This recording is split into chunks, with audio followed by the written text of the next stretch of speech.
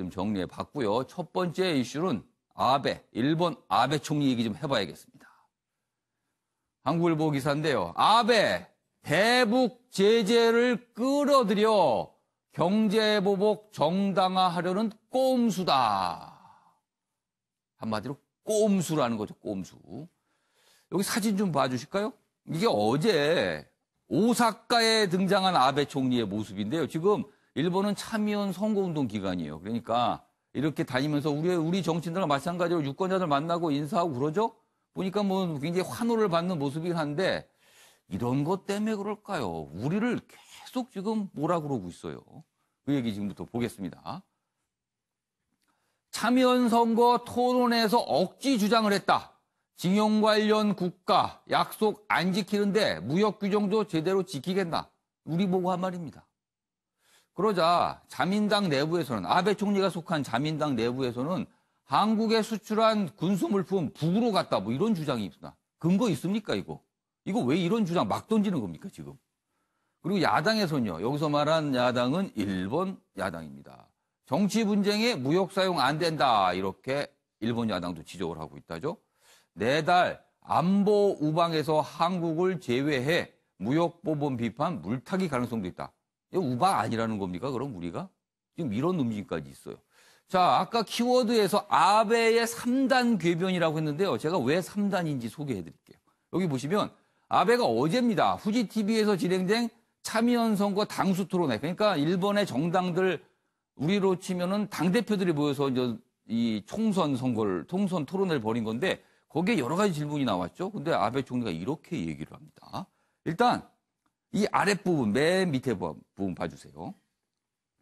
한국의 수출 관리상에 부적절한 사안이 있었다. 그들이 말하는 거는 신뢰할 수 없다. 우리를 보고 그런 거예요. 우리가 수출 관련해서 뭔가 부적절한 관리를 했다는 거예요.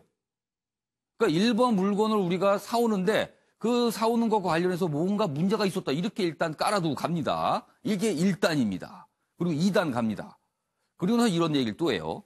한일 청구권 협정을 어기면서 국가 간의 약속을 지키지 않는 게 분명하다. 두 번째 논리입니다. 2단입니다. 그리고 나서는 마지막 단이 갑니다. 무역관리 규정도 제대로 지키지 않고 있다고 생각하는 것은 당연한 게 아니냐. 그러니까 경제보복을 하는 거다. 이런 논리가 됩니다. 3단입니다. 한국이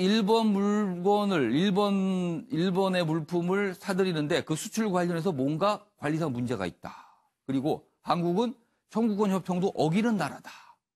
그러니까 무역관리 규정에 대해서 일본이 문제 제기하고 경제보복하는 것은 당연하다. 이렇게 가는 겁니다. 이게 묘합니다. 그리고 그 사이에 관리상의 부적절한 거, 이 부분에 북한이 끼어들어가는 겁니다. 왜냐하면 우리가 일본 물건을 받아다 북한에 넘겨줄 수도 있다. 이런 논리가 되는 거예요. 오, 이거 심상치 않습니다. 관련 기사 하나 더 있는데요. 보시죠.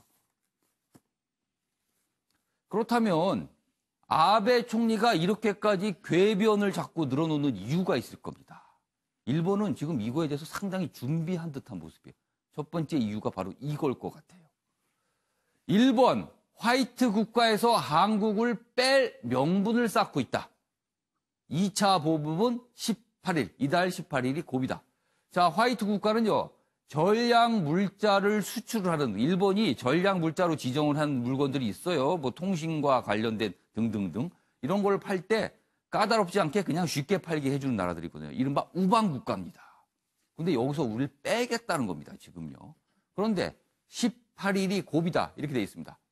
한국의 징용 관련 제3국 중재위를 열자고 요청한 시한이 18일인데요. 우리 정부는 일단 수용을 거부하는 방식입니다. 그러니까 18일날 우리 정부가 뭔가 거부를 하면은요, 이 화이트 리스트 이거 하겠다는 겁니다. 지금.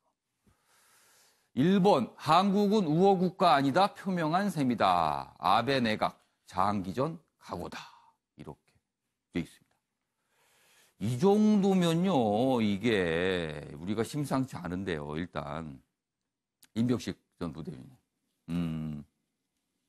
이쯤 되면 일본은 우리를 적으로 보는 거 아닙니까? 그렇다고 봐야죠. 우리를 아주 빼놓고 가겠다는 이런 의도가 좀 명확하게 보이는데요. 앞서 말씀하셨듯이 근거도 없고 이치도 맞지 않은 지금 논리를 좀 확대하는 건데요. 예. 우리가 그런 것을 믿지도 않은 것은 북한에다가 어떤 전략물자를 준 것처럼 이렇게 막 뉘앙스를 가지고 얘기를 한단 말이죠. 그건 누가 보더라도 근거도 명확하지 않고 이치도 안 맞는 거죠. 그러니까 저희들이 보면은 이제 흔히 하는 말로 하고 싶은 사람은 100가지 이유를 찾을 수가 있고 하기 싫은 사람은 또 100가지 이유를 찾을 수 있단 말이 있거든요. 그러니까 지금 일본 정부는 한국을 어떻게 하든 좀 흠집을 내고 국제사회에서 좀 흠 있는 국가로 지금 만들기 위해서 그런 말도 안 되는 지금 얘기를 좀 하는 것이죠. 그래서 그런 면에서 볼 때 일본 아베 정부가 정말 정상적인 국가인지가 좀 의심스럽고요. 저는 또 역으로 이렇게 한번 얘기하고 싶습니다. 일본 정부가 과거사 발언에 대해서 미온적이거나 외면하는 것은 일본의 우방인 미국을 속이거나 우습게 하는 행위다. 왜? 한국하고 일본이 미국이 우방인데 한국을 우습게 한다는 것은 곧 미국을 우습게 하는 거 아니냐. 이런 식으로 논리를 편다면은 그 사람들이 어떻게 반박할 수 있을지 그거하고 뭐가 다른지 좀 제가 반박을 좀 하고 싶습니다.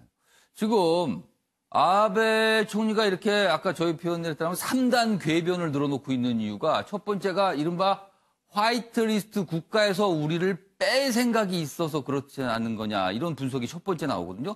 그런데요. 또 다른 이유가 있을 것 같아요. 다음 기사입니다. 보시죠. 자, 아베 총리가 슬쩍 북한 얘기를 우리와 함께 끼워서 지금 하고 있거든요. 북한 쪽으로 뭔가 갈 수 있다는 식으로. 자, 북한 얘기를 했다는 부분입니다. 그 이유는 이걸 것 같아요. 대북 제재 문제에 걸고 나온 일본. 미국이 중재자 나서지 않게 방어하는 거 아니냐. 우리가 지금 일본과의 갈등을 빚는데 여러 대안 중에서 미국이 뭔가 중재 역할을 할 것이다. 미국이 지렛대 역할을 할 수 있다. 이런 카드가 좀 논의가 됐었거든요. 그런데 아베 총리 이런 것까지 생각한 건가요? 아예 일본이 나서지 않게, 미국이 나서지 않게 만들기 위해서 대북 제재 문제를 건든 거다. 이렇게 분석이 되어 있습니다. 한국의 SOS 움직임에 차단 나선 것이다. 한일 군사정보협정도 폐기 위기다. 이렇게 되어 있습니다. 자, 두대진 변호사. 이렇게까지 일본이 생각하면서 지금 북한 얘기를 꺼낸 건가요? 그만큼 일본은 그 준비를 많이 한 걸로 보여지고 있고요. 우리나라는 그냥 서 있다가 그냥 뒤에서 지금 그냥 뭐 칼을 들이민 뒤에서 뭐 그냥 한 방 맞은 것 같아요. 네, 그런 상황이죠. 그 국제 관계까지도 전부 다 지금 그 설정을 해놓고 지금 준비를 하고 있는 것 같고 아까 말씀 주신 대로 미국 관련돼 돼서도 지금 소위 말하는 큰형이 나서게 되면은 어쨌든 화해하게 돼버릴 가능성이 그렇죠. 높으니까. 큰형은 무조건 끌고 와서 악수해 이럴 거란 말이에요. 친하게 지내 이래버릴 수 있으니까 그 미국도 할 말을 못하게 하는 그 대북 제재에 관련된 언급을 끌어온 걸로 봐서 전방위적으로 그리고 어느 한 부처가 아니라 그 정부 정책 그 총괄적으로 이렇게 준비를 해온 거 아닌가 이런 생각이 듭니다. 최영철 편집위원. 아베 총리가 어제 그 참여연 선거 관련 토론회에서 이 얘기 아까 제가 소개했던 3단 궤변을 얘기하면서 한국의 뭐 수출 관련 관리상에 무슨 문제가 있었다 이런 얘기를 하면서 당연히 기자들 질문을 하거든요. 그럼 구체적으로 뭐가 관리상에 문제가 있다는 거니까 구체적인 사안에 대해서 거론하는 건 적절자다. 이렇게 피해갔어요. 계속 이렇게 분위기만 풍기면서 마치 북한과 뭐가 연관이 있는 것처럼 분위기만 풍기면서 계속 가고 있거든요. 자, 이런 상황에서 미국 카드 진짜 약해지는 건가요, 그럼? 지금 일본의 속셈은 바로 그 막무가내식으로 계속 가서 선거 때까지 국민들에게 계속해서 바람을 불어넣는 거죠. 결국에는 우리가 옳고 한국이 틀렸다는 것을. 결국 선거전에서는 이성보다는 감성이 앞서는 그런 경향이 있기 때문에 참여연 선거가 벌어질 때까지는 계속해서 바람을 많이 불어넣을 겁니다. 결국에는 한국도 북한과 비슷한 악당 국가다. 결국 우리에게 약속도 지키지 않고. 아니 그러면요. 참여연 선거가 이달 말이잖아요. 그리고 아까 그 중요한 날짜 중에 하나가 18일. 그렇습니다. 이른바 이제 중재위 설치에 대해서 우리는 지금 거부 방침이거든요. 그럼 18일 지나면 소위 말해서 그 화이트 국가 리스트에서 우리를 빼는 걸로 보세요? 뺄 걸로 보십니까, 지금? 그렇습니다. 그때까지는 계속 강경으로 가면서 선거 이후에 미국의 중재라든가 이런 것들을 통해서 여러 가지 지금 한국과 징용공 배상 문제라든가 예. 위안부 피해 보상 문제라든가 이런 문제에 대해서 자신들이 우위에 서기 위해서 여러 가지 압력을 계속해서 적용해서 결국에는 자기들이 협상에서 우위에 올라서려는 그런 노력들을 할 겁니다. 결국 우리가 거기에 대해서 적절히 대처하지 못한다면 결국 여태까지 우리가 일본에 대해서 압력을 넣었던 것들이 모두 수포로 돌아갈 수밖에 없는 것이죠. 결국에는 우리가 일본과의 장기적 협상에서 어떻게 우위에 올라서기 위해서 노력할 것인가에 대해서 지금부터 전술적인 노력들을 할 필요가 있다. 결국에는 미국을 동원하고 그리고 일본 내에 우리와 친한 사람들을 적극적으로 움직여서 결국 아베가 궁지로 몰릴 수밖에 없는 정치적 환경을 만드는 노력을 우리가 지금부터 세밀하게 하는 것이 필요한 것이죠. 아니, 그런 정치적 환경을 만드는 건 필요하긴 한데요. 지금 일단 3가지 소재에 대해서 사실상 수출을 막고 있어요. 시작됐습니다. 그리고 18일이 지나게 된다면 이른바 전략물자까지 우리한테 넘겨주지 않겠다. 이제 막겠다는 겁니다. 그럼 당장에 우리는 기업들 엄청난 피해를 볼 거예요. 자, 장기적으로야 일본과의 관계에 대해서는 어떤 우리가 대응 하지만 당장 피해를 보잖아요. 그럼 우리 정부는 할 게 없는 겁니까, 지금? 결국 일본에 가서 우리 기업들이 개인적인 협상도 할 뿐더러 결국 일본 내의 기업들이 크게 손해를 보고 있다는 여론을 조성시키는 것이 굉장히 중요한 것이죠. 결국 이재용 부회장도 지금 일본에 갔고 신동빈 그 부회장도 일본에 갔지만 결국 이분들이 일본의 기업인들을 움직여서 결국 일본의 기업인들이 왜 정부가 나서서 우리 장사를 못하게 하느냐 이런 여론을 적극적으로 만들고 결국 세계적으로 모든 경제인들이 자유무역을 가로막는 일본 정부에 대해서 강력한 규탄을 하고 결국 이러한 것들이 일본으로 하여금 정부가 기업을 막아서는 우를 범해서는 안 된다는 여론을 적극적으로 만드는 것이 중요한 겁니다. 좋은 말씀이긴 한데 이게 뾰족하게 들리지는 않네요. 솔직히 그렇죠. 말씀을 이게 드리면. 과연 얼마만큼 전술적으로 확실한 것이 있느냐의 문제인데 결국엔 지금은 아주 어둡고 캄캄한 것 같지만 하나하나씩 풀어가다 보면 결국 실마리가 나타난다는 것이죠. 그럼 이번에는요, 우리 정부의 움직임을 좀 다룬 기사 보겠습니다. 다음 기사입니다. 정부, 현대차, SK, LG 총수와 회동. 일본 보복에 맞서 공조를 논의했다. 어제 상황입니다. 신문에 따라서는요, 이 3개의 기업 말고 1개의 기업이 더 있다라고 보는데, 왜냐하면 이 정부에서 어제 청와대에서 구체적으로 이걸 설명하지 않았기 때문에 그렇거든요. 기자들이 두루두루 취재를 해서 그냥 이런 내용들이 나온 겁니다. 여기 구체적으로 돼 있습니다. 홍남기 경제부총리, 김상조 정책실장, 정의선, 최태원, 구광모 회장들과 오찬을 했다, 어제. 규제 확대 가능성 등 의견 교환했다. 이재용 삼성전자 부회장은 어제 저녁에 일본으로 갔습니다. 지금 일본에 머물고 있고요.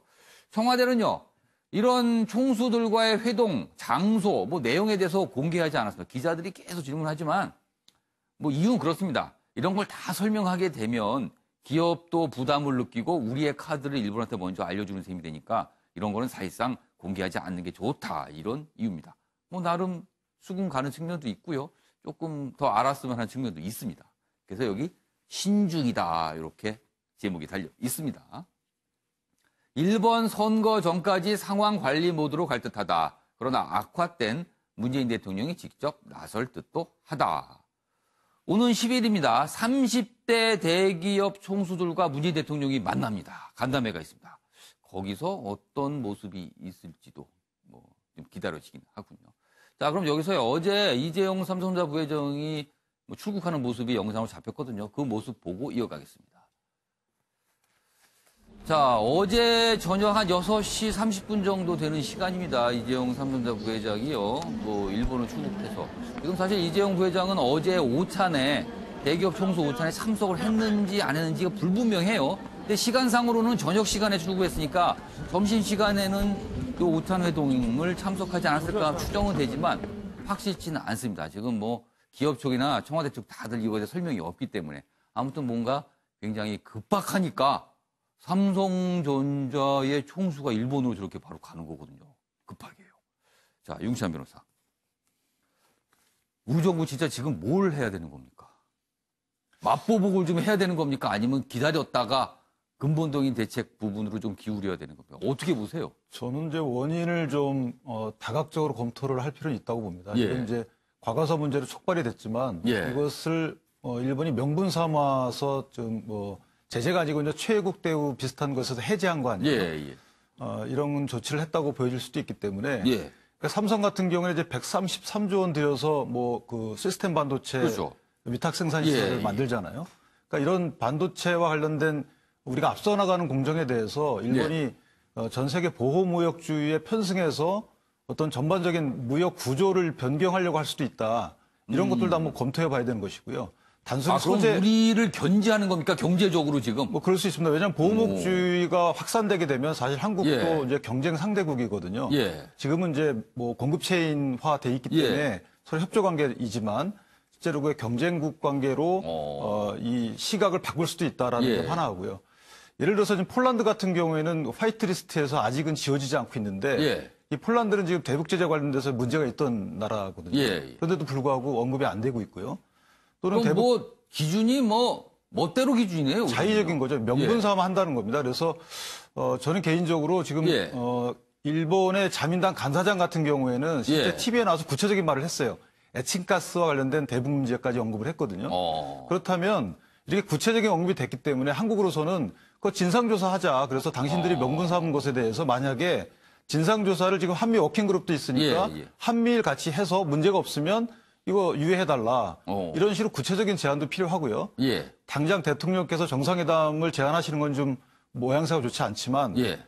대일 특사나 예. 미국에 대한 구체적인 그 중재 제안을 하는 것이 일단 예. 급선무다. 왜냐하면 아직은 수출이 막힌 게 아니거든요. 그렇죠. 지금 개별 허가를 받아라는 예, 것이기 예. 때문에 여기서 만약에 구체적인 저희가 강공으로 나가게 되면 실제 기업의 피해가 발생하고 나서 이제 대책이 나오기 때문에 이것은 예. 바람직하지 않다고 저는 생각을 합니다. 지금 요 기사를 쭉 보면서 좀 떠오르는 것 중에 하나가요. 최영철 편집위원. 아베 총리가 북한 문제를 은근슬쩍 건드렸거든요. 그런데 사실 지금까지 일본은요, 북한 문제에 관련해서 발언권을 갖지 못했어요. 끼어들지 못한 겁니다. 한마디로. 그거에 대한 어떻게 보면은 약간 시기심 또는 아니면 아예 북한 이슈를 아예 판을 흔들어 버릴 생각? 혹시 이런 것도 있을까요?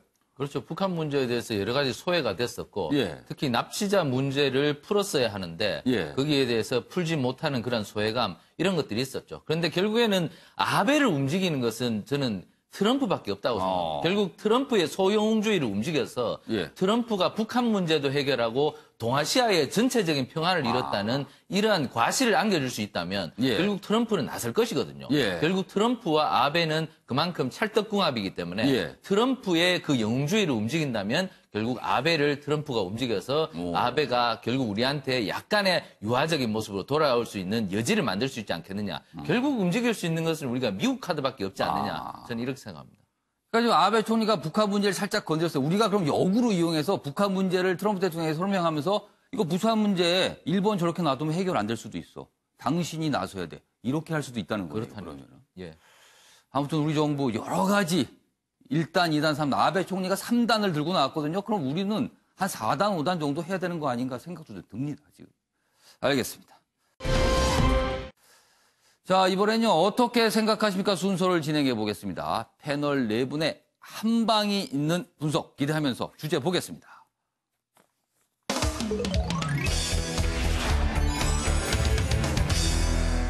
자, 오늘 어떻게 생각하십니까? 주제는 이렇습니다. 조국 청와대 민정수석의 1200자 해명이 있었습니다. 이건 무슨 상황일까? 이 내용을 좀 분석해 보겠습니다.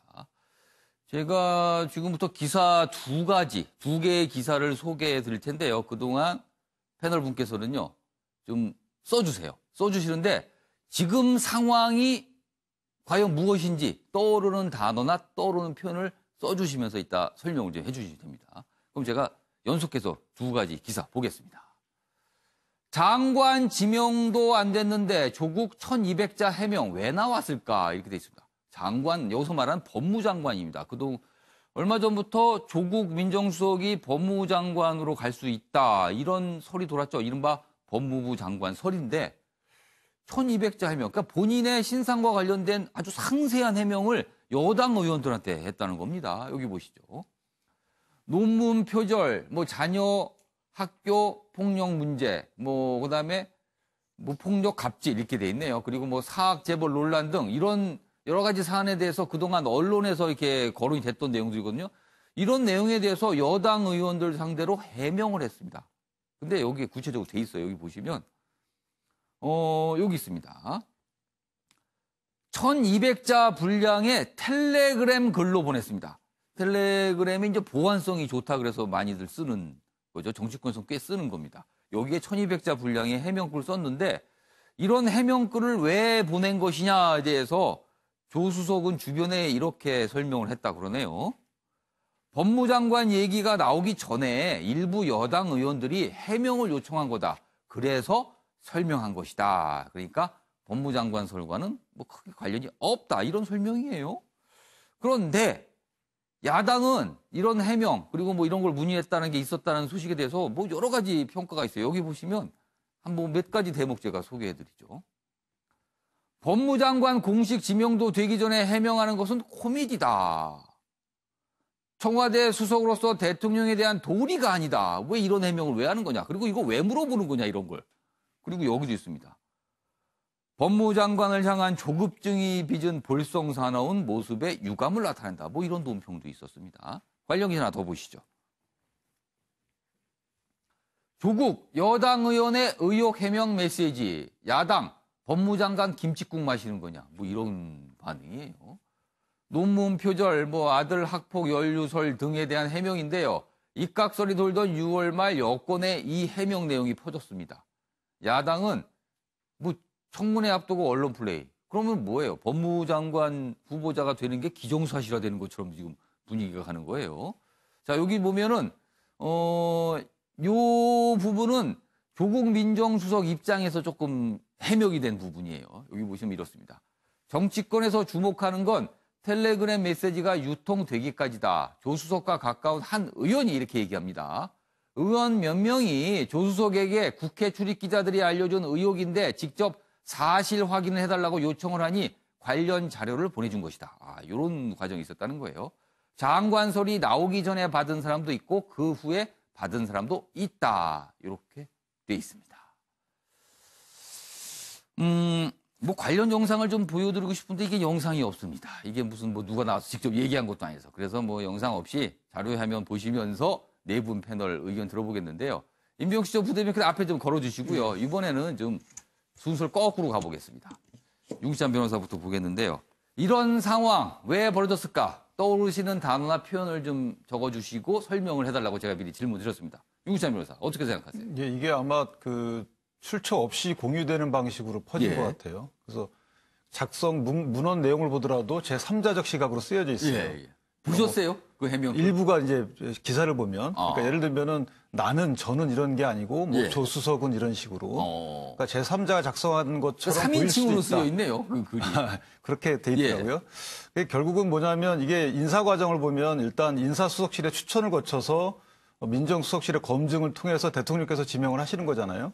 여기 인사 시스템인데 지금 이걸 다 본인이 했다고 보여지는 오해를 할 수 있어요. 그래서 답이 추천 검증 지명 모두 다 셀프 이렇게 되시네요. 이것은 도대체 있을 수 없는 일이 아닌가. 왜냐하면 금방 조수석이 해명하신 대로 그런 내용이었다 그러면 뭐 인칭 사용이나 기타 이 전파 과정이나 출처 없는 거 이런 것들이 좀 다르거든요. 그렇다면 이것은 국민을 기만한다고 볼 수 있는 여지가 있다. 그래서 이 부분은 또 대통령의 인사권에 대한 어떤 뭐 심각한 훼손이라고 보여질 수도 있고요. 이런 것들은 사실 단순히 논란거리를 넘어서서 국가 인사 시스템을 상당히 저해하는 거라고 보여질 수 있습니다. 여당 의원들은 그런데 왜 물어봤을까요? 그런 의혹에 대해서 해명을 하라고. 뭐 그럼 물어봤는지는 모르죠. 왜냐하면 이 전파 과정을 보면 실제 법사위원회 보좌관들 단톡방에 올라오게 됩니다. 그러니까 법사위원회라는 게 인사청문회 그렇죠. 법무장관에 대한 인사청문회를 맡게 되는 거죠. 그렇다면 결국은 목적에 대한 의혹을 살 수도 있는 것이거든요. 본인이 좀 꺼림칙하게 생각하는 부분에 대해서 사전에 어떤 뭐 알려서 이해를 구하는 또는 뭐 예방주사를 놓는 사전 예방주사격으로 이게 왜냐하면 이게 제3자가 작성한 것처럼 만약에 보인다 그러면 이미 객관화돼 있는 그 어떤 그 의혹을 주거든요. 그렇다면 이 부분이 과연 검증을 담당하는 분이 할 수 있는 일인가? 저는 상당히 부적절하다고 봅니다. 그러네요. 민정수석은 장관 후보자에 대한 검증을 맡는 곳이긴 하죠. 근데 이제 검증을 제대로 하면 좋은데요. 이것을 마치 다른 사람이 작성한 것처럼 마냥 했다면 이것은 전혀 정말 부적절한 거죠. 알겠습니다. 자, 최영철 편집위원께서는 완장 떼고 감투 쓸래 이렇게 쓰셨네요. 네. 지금 조국 수석은 결국은 예. 비서입니다, 비서. 그냥 뭐 비서일 뿐이죠. 그렇죠. 비서는 결국 힘은 좋은데, 예. 왜냐하면 청와대 대통령님 바로 옆에 있으니까 힘은 아주 좋은데, 결국에는 감투보다는 못하다는 것이죠.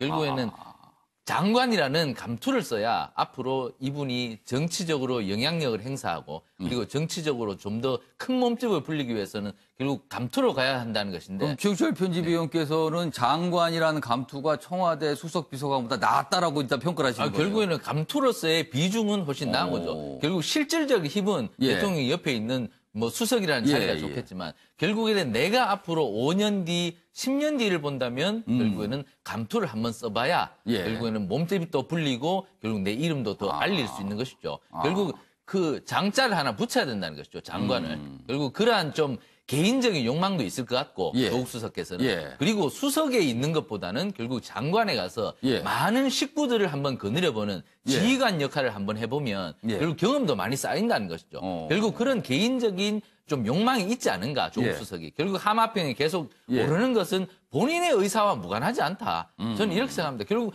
본인의 강력한 의지가 있으니 하마평에 오르는 것이지. 결국 자기 평양감사도 자기가 하기 싫으면 못하는 거라고. 결국 본인의 의지가 반영된 것이다. 그런데 본인의 의지가 이렇게 반영돼도 되는 것이냐에 대해서는 조금 문제가 있다는 것이죠. 결국 감투에 대한 투쟁이 자꾸 벌어진다면 예. 정권이 제대로 갈 수는 없다. 결국에는 나란 일만 제대로 하는 것이 공무원들이 중요한 것이지 자신의 욕구를 채우기 위한 감투 싸움은 별로 바람직하지 않다. 이 정부가 제대로 그것을 봐야 된다고 생각합니다. 그러니까 조국 민정수석이 그렇게 해명한 거는 그런 의미가 담길 수 있다라고 보시는 거예요. 그 여당 의원들이 질문을 그 해명에 대해서 좀 설명 좀 해달라고 요청을 한 거는 이미 법무부 장관으로 생각하고 있다는 걸 보여주는 저는 건가요? 다르게 생각합니다. 결국 민주당은 조국 수석이 바로 법무부 장관으로 오는 것은 별로 좋지 않다고 생각한다고 생각합니다. 거꾸로. 그렇죠. 그렇기 때문에 이러한 것들을 자꾸 흘리고 문제를 삼는 것이죠. 결국 문제가 된 거지 않습니까, 이게. 결국 조국 수석을 칭찬하는 건 아니죠.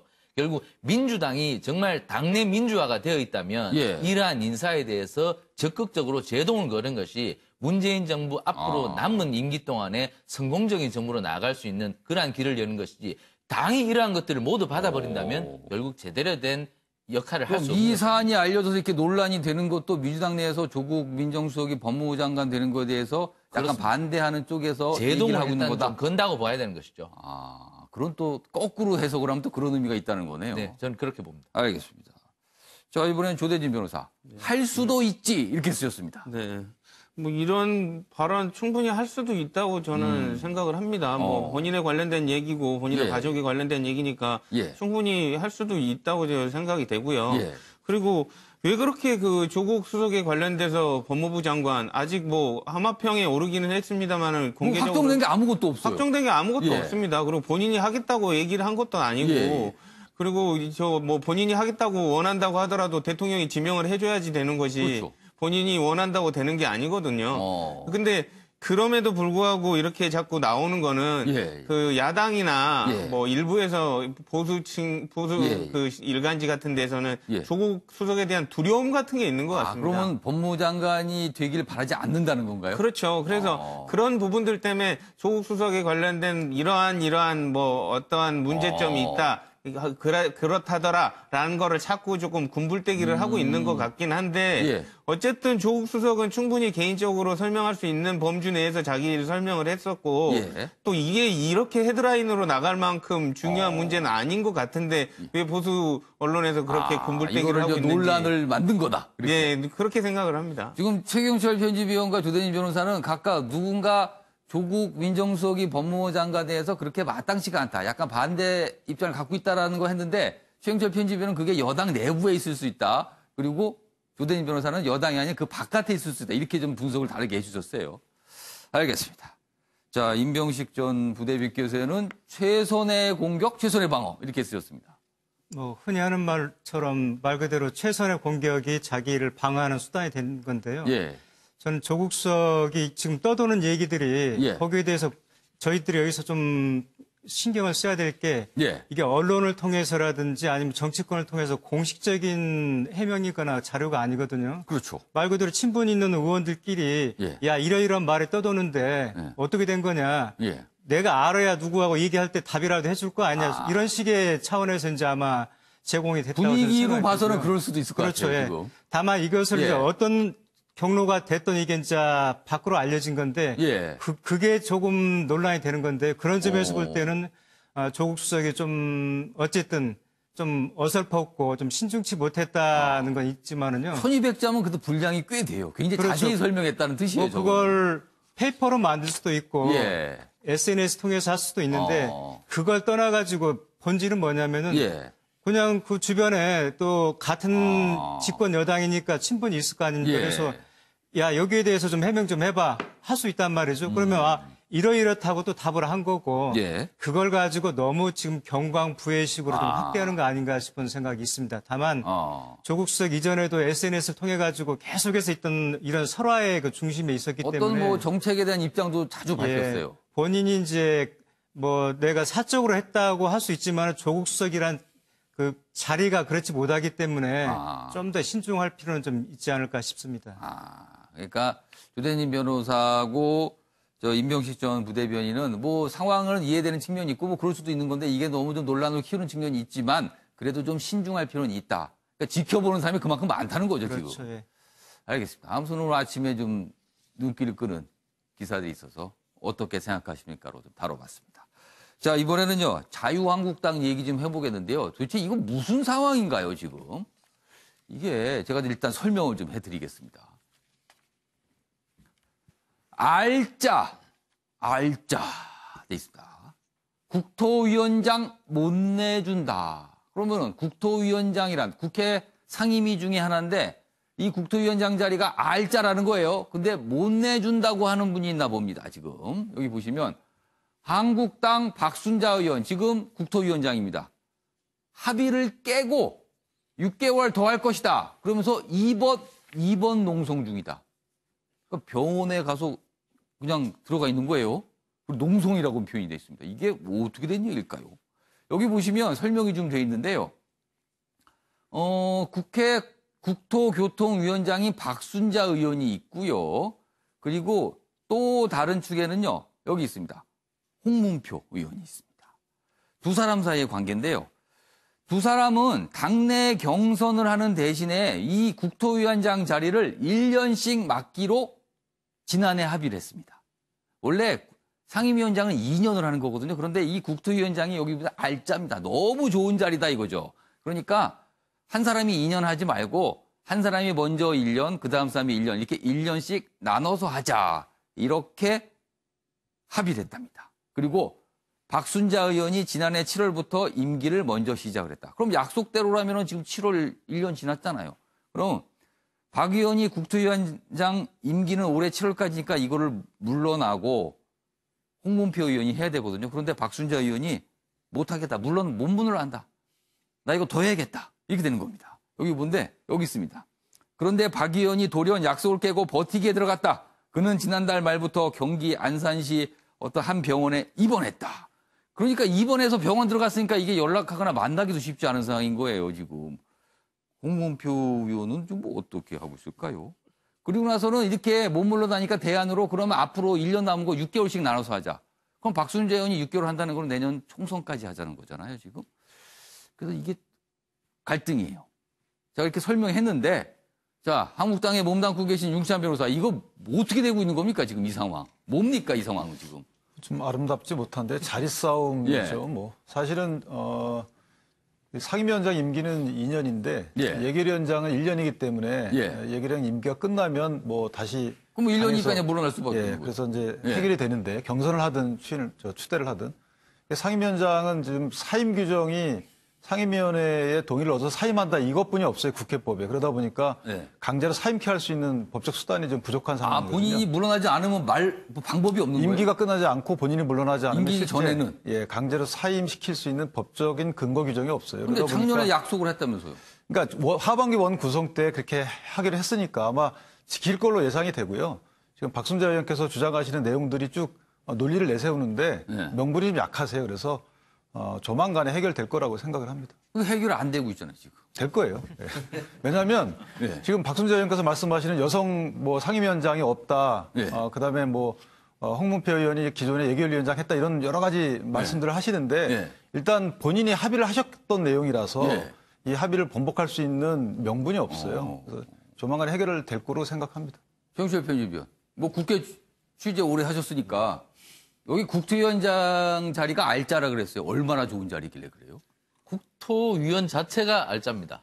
아주. 그러니 국토위원도 알짜니 국토위원장은 알짜 중에 알짜입니까? 그렇죠. 그럼? 순서대로 따지면 국토위원이 알짜고, 예. 그리고 국토위 그 각 정당 간사가 간사. 그보다 높은 알짜고, 예. 그리고 국토위원장은 아주 알짜죠. 그럼 알짜 중에 알짜입니까? 네, 그렇습니다. 그 국민들께서 좀 보시기에 좀 설명 좀 해주세요. 왜 알짜예요, 그렇게? 여러 가지 예. 이권이라는 게, 뭐 예. 이권이라는 표현은 그렇습니다만은, 예. 여러 가지 국책 사업이 SOC나 이런 거는 예. 덩치가 큽니다. 예. 그러니까 덩치가 크면 하나에 뭐 몇 조짜리 사업이 나오고, 그렇죠. 이렇기 때문에 다른 상임위와 예산 규모가 훨씬 틀리죠. 예. 그러니까 뭐 도로 하나 놓더라도 몇 천억, 몇 백억짜리 사업이 왔다 갔다 하기 때문에 국토위 자체가 사업 규모가 크다 보니 결국에 뭐 이러한 사태가 발생을 하는데, 어쨌든 지금 그 내년 총선을 앞두고 예. 당직이나 국회직이나 욕심을 둘 수밖에 없습니다. 국회의원들이. 아. 결국엔 그 당직이나 국회직을 지금 잡고 있으면 내년 총선 공천 국면에서 무조건 유리하거든요. 결국에는 뭐 저렇게 상임위원장 하나 잡고 있으면 예. 당의 많은 뭐 예산이라든가 사업을 뭐 그 한국당이란 뭐 자신의 당에 많이 몰아줄 수 있는 여러 가지 여건이 유리하게 조성되기 그럼 뭐 때문에 쉽게 얘기하면은 뭔가 일을 할 수도 있고 굉장히 생색이 날 수도 있다 이런 그렇죠. 뜻입니까? 그런 부분이 있죠. 그것이 뭐 우리 국회 정치의 여러 가지 그 병폐이기도 한데 예. 어쨌든 지금까지의 현실이었으니 박순자 의원도 뭐 막상 내년 총선이 닥치니 예. 그것을 양보하기가 힘들겠죠. 근데 박순자 의원이 개인적으로 양보를 하기가 힘든 마음은 있을 수가 있습니다. 예. 결국 개인적 욕심이라는 것은. 예. 그러나 개인적 욕심이라는 것은 결국 당에 의해서 통제가 되어야 하는 것이거든요. 예. 결국 이렇게 통제가 안 되는 이유는 당의 리더십에 문제가 있다는 겁니다. 그 누구의 리더십에 문제가 있는 거예요? 결국 당대표와 원내대표의 리더십이 지금 저 부분에 대해서 과연 이런 상황에 대해서 관리를 못 하고 있다는 그렇죠. 거죠, 그러면. 그 부분에 대해서 작동하고 있는 것이냐에 대해서 다시 한번 돌아봐야 된다는 것이죠. 그러니까 예. 황 대표님이나 나 원내대표께서 예. 당의 리더십을 다시 한번 점검하셔서 저러한 부분이 국민들에게 괜한 오해를 비춰서 내년 총선에서 한국당이 점수 까먹는 일이 없도록 관리를 잘 하셔야 할 것 같습니다. 임명식 전 부대변인. 지금 최용철 편집위원서 한국당이 점수 까먹는 일 없어야 되는데 점수 까먹는다는 소리잖아요, 그러면요. 사실 국민들이 보기에 저렇게 잡음이 생긴 자체가 좋지 않을 것 같은데요. 예, 저는 다른 면에서 좀 보고 싶은데요. 예. 제가 이제 국회 근무할 때도 그런 점을 많이 느꼈던 건데 예. 국회직을 이렇게 좀 나눠 먹기를 하다 보니까 이런 문제가 아. 발생이 되거든요. 국회의장도 전반기, 후반기 해가지고 2년씩 나눠서 하고 예. 상임위원장도 나눠서 하고 또 예. 처음에 이제 원구성이 됐을 때 예. 국회 그 정당별로 의석수별로 이제 그 상임위를 배분을 하지 않습니까? 그렇죠. 위원장 자리도 의석수별로 그렇죠. 나누죠. 그때부터 아주 치열합니다. 뭐 법사위라든지 국토위 같은 이런 노른자리를 뭐 여당이 갔느냐 야당이 갔느냐 뭐 이걸 줄 테니까 이걸 달라 뭐 이런 식의 노른자도 나오네. 알짜가 아니라 노른자 수준이라는 예. 거죠. 그런 자리들은. 그런데 이제 이게 예. 또 자기 자당 내에 들어와서도 이제 적어도 이것을 2년씩 해도 실은 예. 전문성을 발휘하는 게 쉽지 않습니다. 예. 워낙 방대하니까. 그런데 그걸 또 1년씩 쪼개가지고 하는 것은 말 그대로 위인 설관하고 다를 바가 없는 거죠. 그래서 저희가 국회가 좀 근본적으로 변해야 될 게 예. 최근까지도 이제 국회 정상화 안 돼가지고 이게 뉴스가 됐던 한 뭐 6개월 이상 이게 뉴스가 그렇죠. 됐었는데 이제는 여당 원내대표가 이제 상시국회를 하자는 식으로 주장을 했었죠. 원내대표 예. 연설에서. 마찬가지로 국회직도 나눠가지고 이렇게 자리 만들어준 자리가 돼서는 안 되고 예. 일하는 자리로 좀 전문화돼야 되고 특성화될 필요가 있다. 저는 좀 이런 시점이 좀 되지 않나 싶습니다. 그러니까 뭐 원래 2년 상임위원 자리를 또 1년씩 나눠 갖자고 합의를 했고 1년이 됐는데 그걸 못 내놓겠다고 병원에 입원을 한 상황이 발생하고 아무튼 좀 국민들께서 보시기에 조금 이건 뭐지? 뭐 난감하기도 합니다. 사실 이걸 바라보면서. 박순자 의원 6개월 더 하자는 속셈이 여기에 있습니다. 왜 그러냐면 올해 말까지 하게 되면은 내년 예산을 챙길 수가 있거든요. 그런 계산에서 그러고 나면 내년 초에는 실은 할 일이 없습니다. 그때는 홍문표 의원 6개월 하라는 건데 그런 욕심이 거기서 보이는 거죠. 그래서 일보다는 제밥에 눈이 어두운 거죠. 연불보다는. 유기찬 변호사께서 아까 어떻게든 해결될 거라고 하셨는데 아무튼 해결이 되는지 한번 지켜보겠습니다. 많은 기자들이 오늘 물어볼 겁니다. 아마 당 지도부에도 이 사안에 대해서. 알겠습니다. 자, 이번에는요. 주말 동안 많은 분들이 분노를 느끼셨을 기사입니다. 뭐 공분이라고 할까요? 이 내용입니다. 중앙일보 기사인데요. 2살 아들 앞 매맞는 베트남 아내. 남편이 하도 때려서 몰래 영상을 찍었다. 이 영상이 공개가 된 거죠. 발칵 뒤집혔습니다. 이 영상. 보시죠. 아들 가방에 휴대전화를 꽂아서 남편의 폭행 장면을 찍었습니다. 그리고 공개가 됐죠. 피해자 지인이 동영상을 올리고 신고했습니다. 경찰 움직였습니다. 남편 특수상해 아동학대 혐의로 체포됐습니다. 여기 지금 사진에 뭐 몇 장면이 있습니다. 여기 보시면 뭐 하여튼 뭔가 움직임이 있죠. 그리고 여기 아이가 있어요. 그리고 여기가 엄마가 있고 아이가 여기 있고 엄마가 이제 여기서 또 때립니다. 지금 이 모습입니다. 지금 관련 기사 하나 더 보겠습니다. 2세 아들 앞에서 베트남 아내 3시간 폭행. 한국말 못한다. 뭐 이런 이유로 폭력을 휘둘렀답니다. 이게 이유가 됩니까 이게? 아니 베트남 분이면 한국말 못하는 게 당연한 거 아니에요. 가르쳐줘야죠 그럼. SNS에 이분녀 영상이 퍼져서 공분을 샀다. 경찰 30대 남편 영장 신청. 그런데 이게요 베트남이잖아요. 베트남 분들이 이 영상을 보시면 어떤 생각이 들까요? 여기 좀 나와 있어요. 잔인하다. 이혼하고 돌아와라. 베트남 내에서 이렇게 얘기하시는 분도 있답니다. 분노한 베트남 여론, 한국 비난 목소리가 들끓고 있다는 내용까지 여기 전하고 있습니다. 자, 그럼 여기서요. 관련 영상을 보고 내용 이어가겠습니다. 보시죠.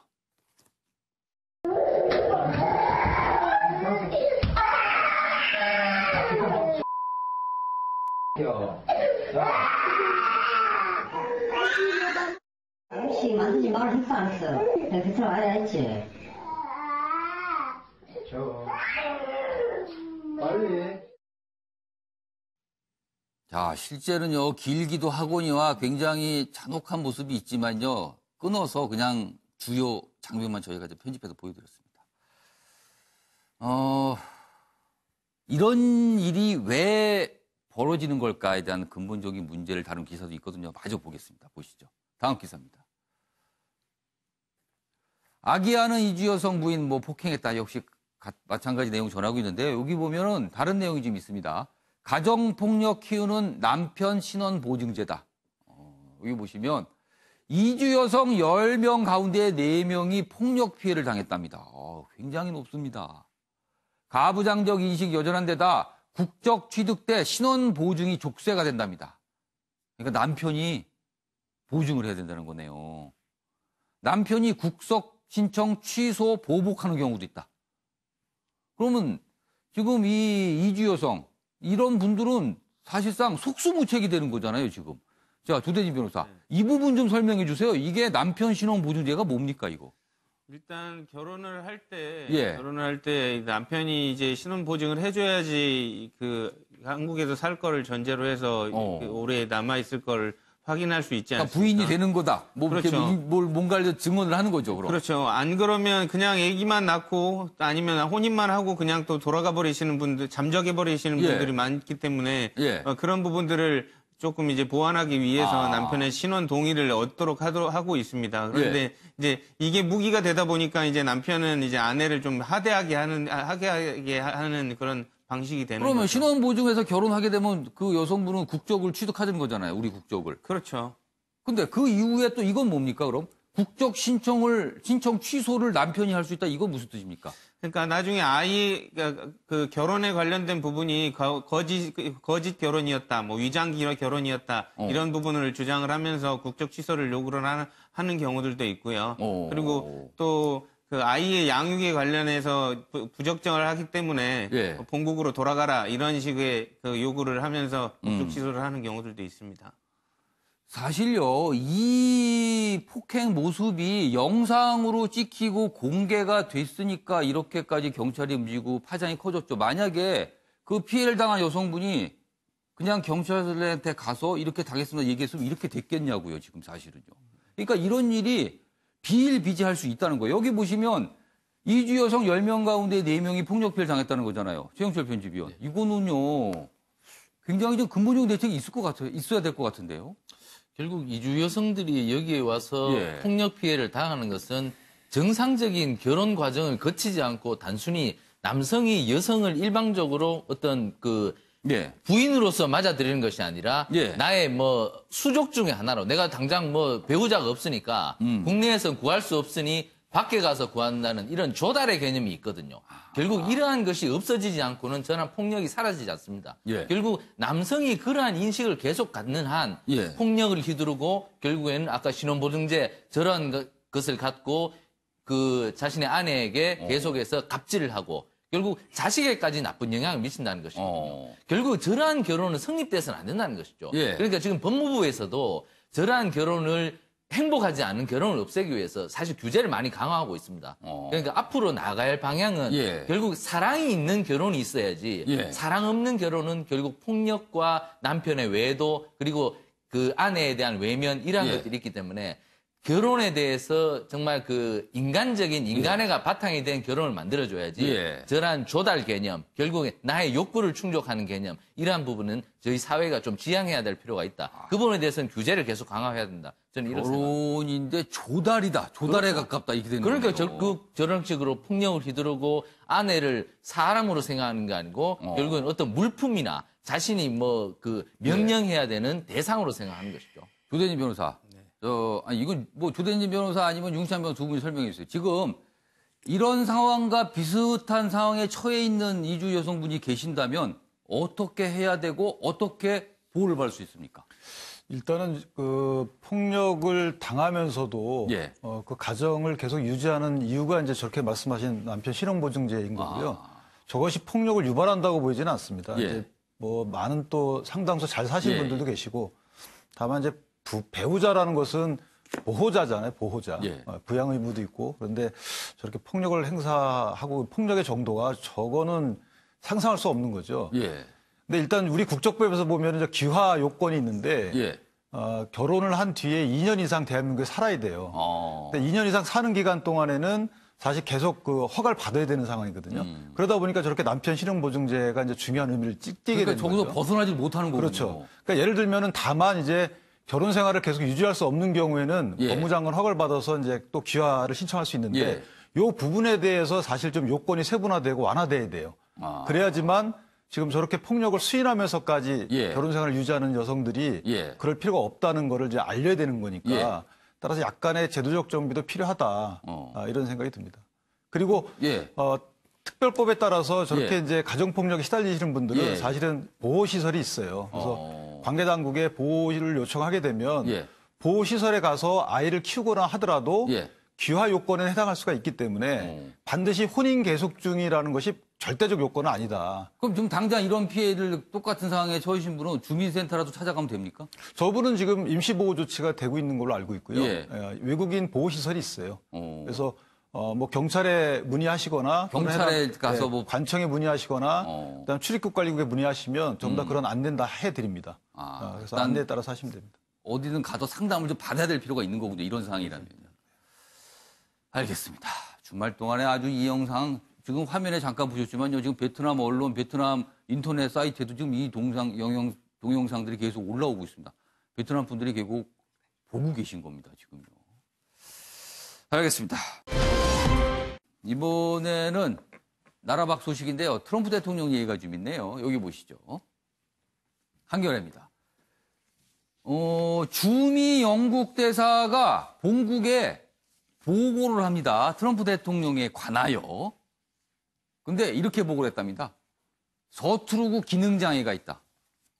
이 기능장애라는 거는 무슨 판단력이 좀 문제가 있다는 이런 분위기예요.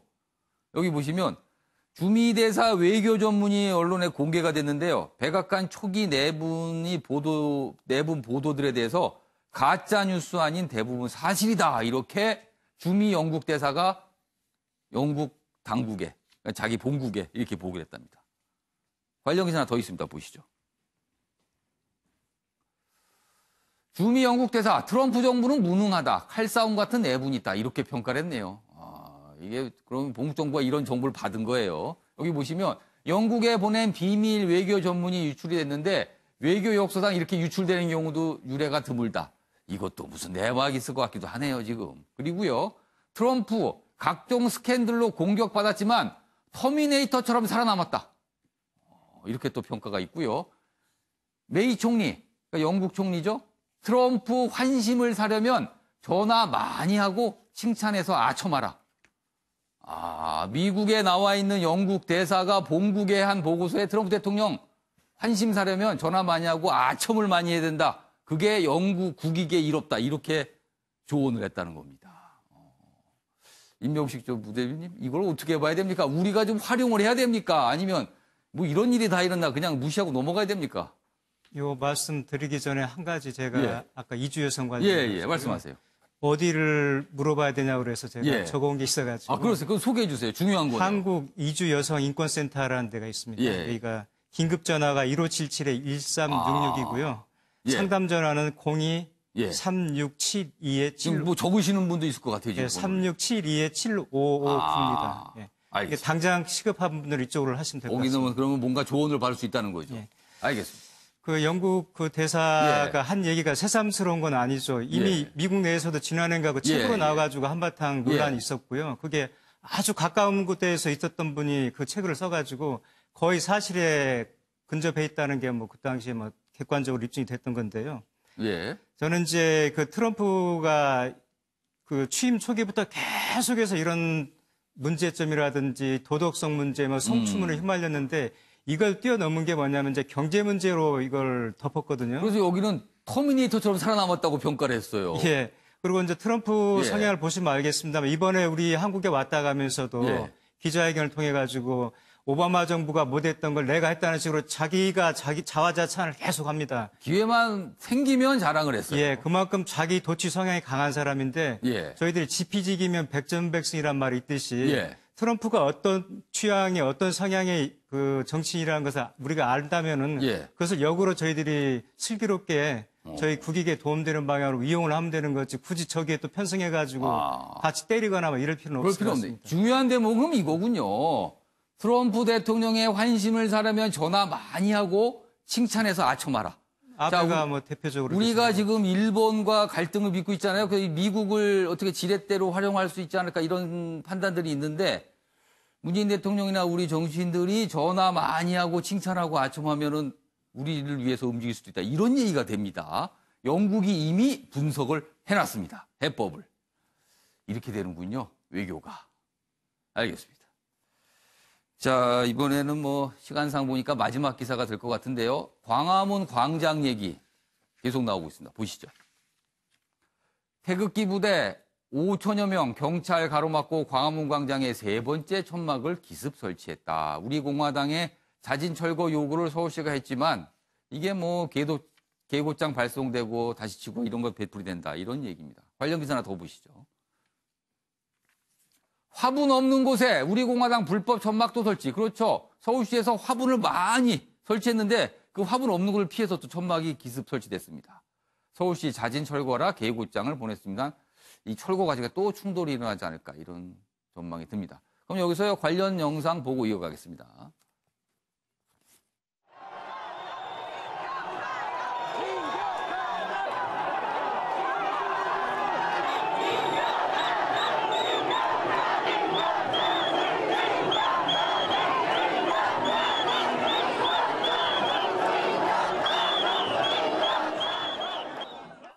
조대진 변호사, 언제까지 저렇게 반복해야 됩니까?